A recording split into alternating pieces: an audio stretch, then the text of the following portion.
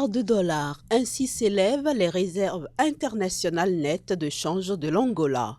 Selon le gouverneur de la Banque nationale angolaise, ces réserves garantissent au pays 7 mois d'importation. L'Angola, qui a déjà parcouru quelques étapes dans le cadre du développement du marché des changes, semble aujourd'hui dans de meilleures conditions pour parvenir à un régime de taux de change déterminé par le marché. À en croire le FMI, les réformes macroéconomiques entreprises par les autorités angolaises ont permis l'amélioration du change entre le taux parallèle et le taux officiel. Évalué à 150% en 2017, ce taux se situe actuellement à 30%, tandis que l'inflation qui avait atteint 18% a été réduite à 15%. Reste maintenant que le pays réduise son endettement public tout en maintenant sa consolidation fiscale. L'Angola doit aussi, selon le Fonds monétaire international, diminuer sa dépendance pétrolière et matérialiser quelques programmes non réalisés jusqu'ici afin d'éviter la vulnérabilité et de poursuivre dans la stabilisation macroéconomique.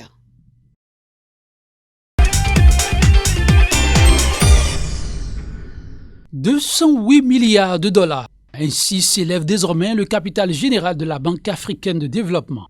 Il a été augmenté de 125% en marge de la 5e session extraordinaire du Conseil des gouverneurs qui a réuni les 80 pays membres de l'institution.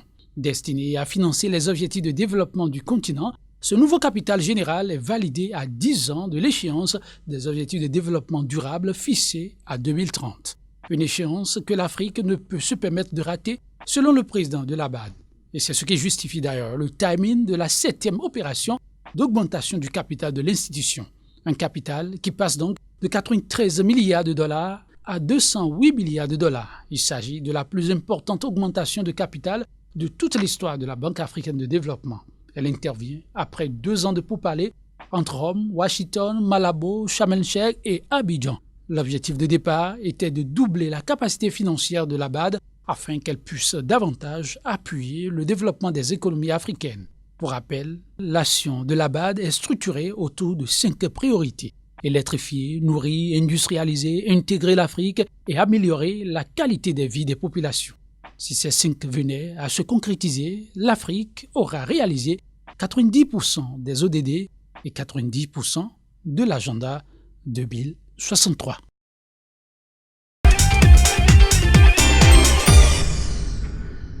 La première édition du projet Circuit touristique a permis aux participants non seulement de découvrir Atiémé, mais aussi d'échanger sur les opportunités d'affaires qu'ils pourraient saisir.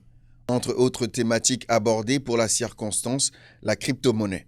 La crypto-monnaie, c'est une monnaie virtuelle qui est basée sur Internet.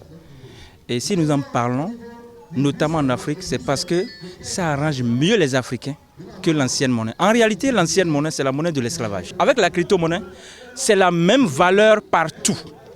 Quand on prend exemple TBC, Stone, l'unité en Afrique, partout ailleurs dans le monde, c'est la même valeur.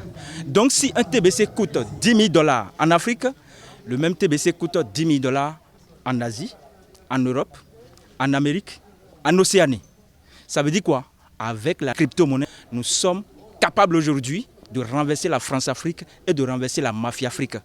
Pour les participants, cette première édition du projet Circuit touristique a comblé les attentes. De pareilles initiatives, il faudrait que ça se répète pour qu'ensemble, on puisse échanger les expériences. Je n'ai pas regretté d'avoir choisi d'arriver à Atiémé.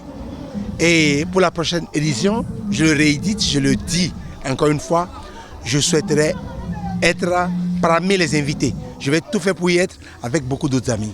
Présent aux côtés des organisateurs, le conseil communal d'Atiémé s'est dit honoré d'avoir pu abriter cet événement. Vous êtes des partenaires et qui parle de partenaires parle d'opportunités d'affaires. Vous êtes arrivés, je crois que vous avez visité la ville, vous avez gardé une image bienveillante pour la ville et vous allez revenir soit vous-même, soit avec d'autres partenaires pour construire avec nous la ville d'Atiémé. Le conseil communal donne rendez-vous aux participants entre janvier et mars 2020 pour un séjour plus riche sur terre ferme, loin donc des désagréments liés à la saison des pluies.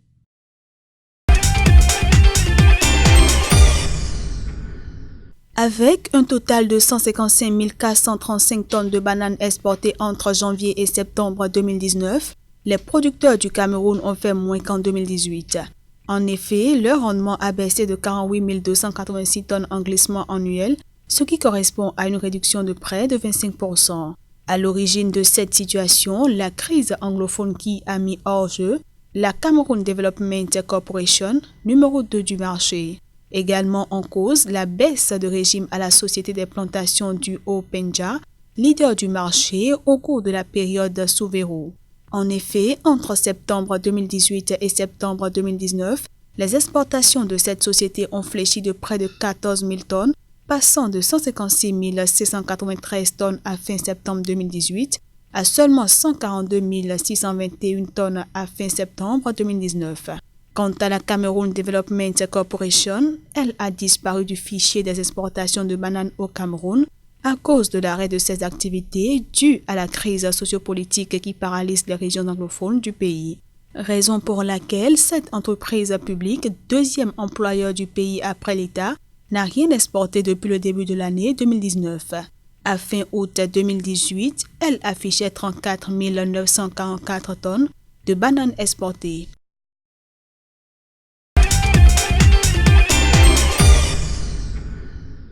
Évaluée à 15 milliards francs CFA, soit 25,3 millions de dollars, la phase pilote du redémarrage du projet Soja est lancée dans les régions du nord-ouest de Côte d'Ivoire. Au total, 1600 hectares de terre sont concernés, dont 800 hectares dans la région de Bafin et 800 hectares dans la région de Kabadougou. Cette phase pilote intègre la réhabilitation de toutes les fermes semencières et des pistes menant aux parcelles, la réhabilitation et l'équipement du laboratoire d'analyse, des magasins d'intrants agricoles, de pièces de rechange, du pont bascule, de la station de carburant et des salles de formation des paysans.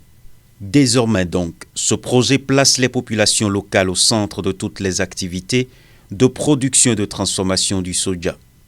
Il intègre tous les maillons de la chaîne des valeurs agricoles, depuis la production des semences jusqu'à la transformation du soja, en passant par sa production de masse.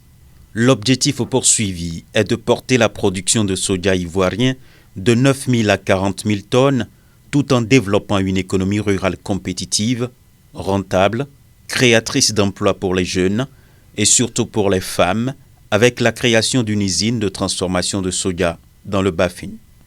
Démarré en juin 1989, le projet de développement de la culture soja dans le nord-ouest de la Côte d'Ivoire avait été arrêté à partir de 2002 en raison de la crise militaro-politique.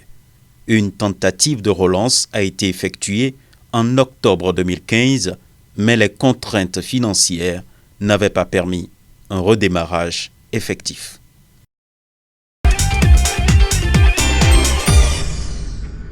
Les 21 pays du marché commun pour le développement de l'Afrique orientale et australe, COMESA, pourront désormais mieux résister aux catastrophes liées au changement climatique. En effet, le COMESA a entrepris d'aider ces pays membres à développer leur capacité de résistance. Ceci à travers la mise en place d'un projet de cadre de résilience régionale au changement climatique, lequel projet a été motivé par la vulnérabilité croissante des pays de la sous-région aux manifestations du réchauffement climatique telles que les inondations, les glissements de terrain, les sécheresses, les cyclones ou les épidémies. Le COMESA espère ainsi venir à bout des approches inefficaces et désordonnées de gestion de ce type de phénomène. À en croire l'organisation, les ressources rares allouées aux projets de développement indispensables sont réorientées pour la gestion de ces catastrophes, maintenant ainsi plusieurs pays dans le cercle vicieux de la pauvreté et du sous-développement. En attendant sa mise en œuvre, le projet de cadre de résilience régionale au changement climatique doit être soumis pour un examen détaillé à l'ensemble des 21 États membres du COMESA, qui constituent le plus grand bloc économique africain. Notons que le dit projet a été élaboré avec l'appui de partenaires tels que la Commission de l'Union africaine, le Programme des Nations Unies pour le développement et les communautés économiques régionales.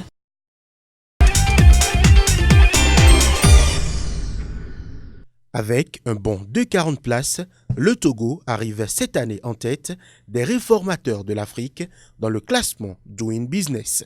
Au total, 21 économies sur les 54 classées en Afrique ont réalisé des progressions, soit un taux de 39%.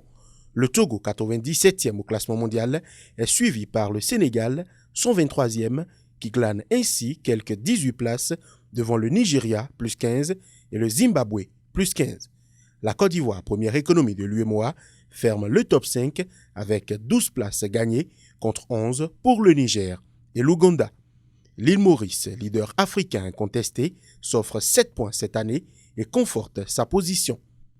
Il en est de même pour le Maroc, plus 7, meilleur pays réformateur en Afrique du Nord, talonné par l'Égypte, plus 6, et le Kenya, plus 5.